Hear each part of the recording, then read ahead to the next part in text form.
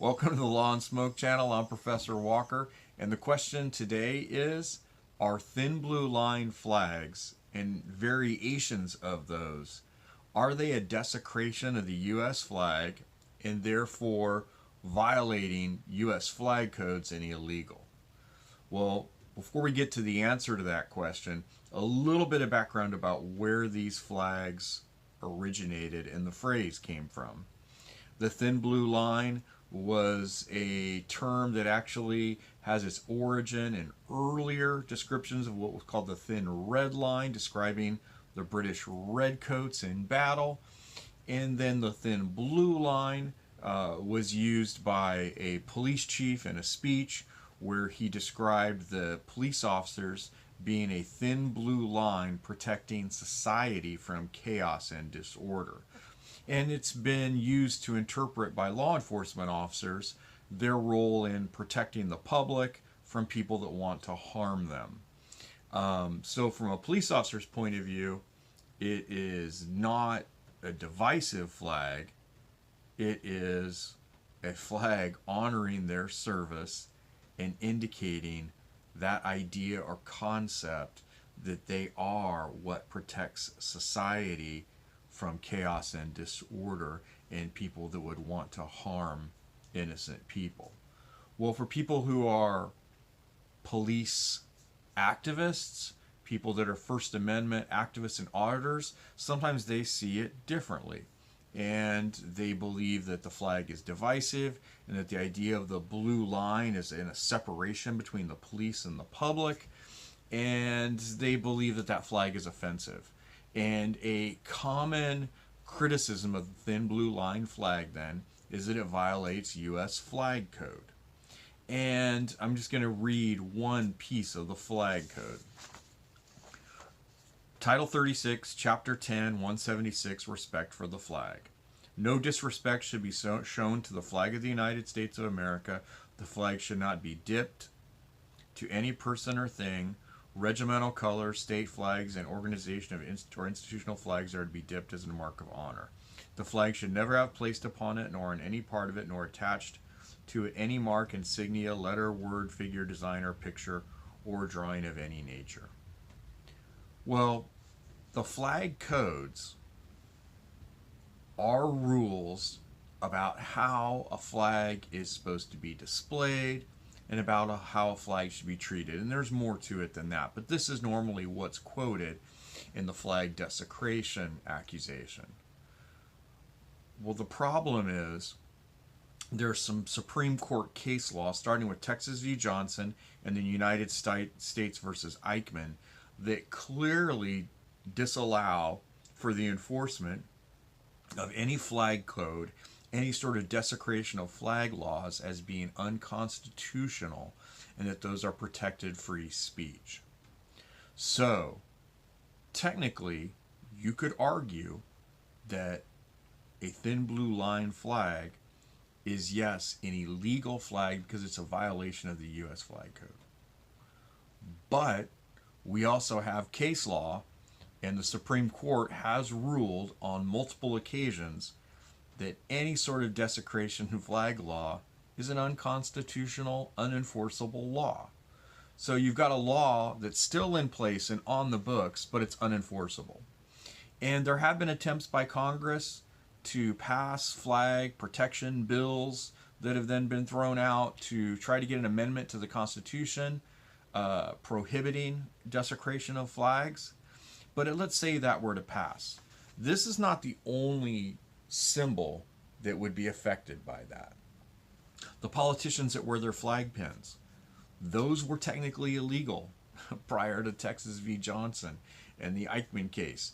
Those flags, those would have been a desecration and altering of the flag.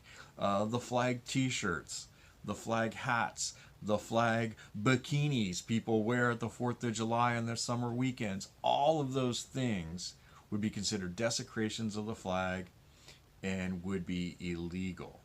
But because of, again, Texas v. Johnson and the U.S. Eichmann case, those are no longer a desecration. This is not legally a desecration. So then the other argument is, well, maybe you're right, Professor Walker. Maybe it's technically not illegal, but I find that flag offensive. And I think it's a desecration. So therefore, I think you should take it down. Police departments should take it down. This flag should not be flown. And my response to that would be more of a question. And the question would be, if the Supreme Court has ruled that this flag and any alterations of the U.S. flag are not illegal, that they are free and protected speech, why would you be trying to stifle someone's free speech because it's offensive to you? Because is that not what the nature of free speech is? Is that speech, especially political speech, all speech should be allowed, not suppressed, no matter how offensive you find it. And I'm going to read a little line from the Eichmann decision from one of the justices. And what it said was, even though the flag desecration could be deeply offensive to some, the government may not prohibit the expression of any idea simply because society finds the idea itself offensive or disagreeable.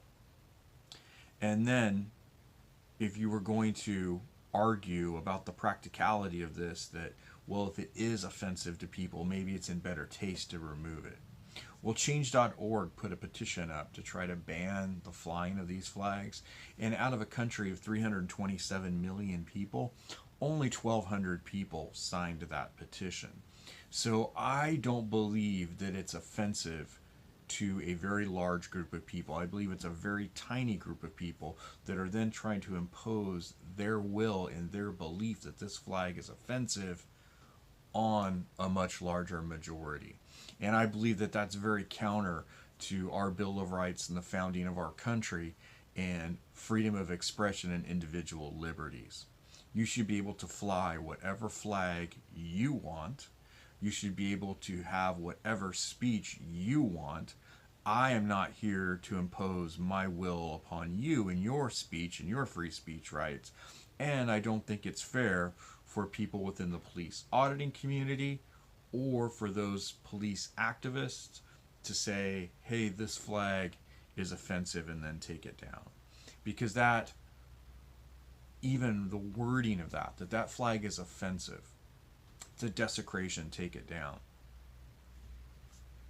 That's contrary to American ideals. It is contrary to the freedoms of our Bill of Rights.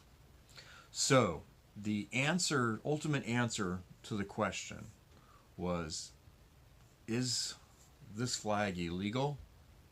Is it a desecration? The illegal part is a yes and no. Technically, this is a violation of the U.S. Flag Code.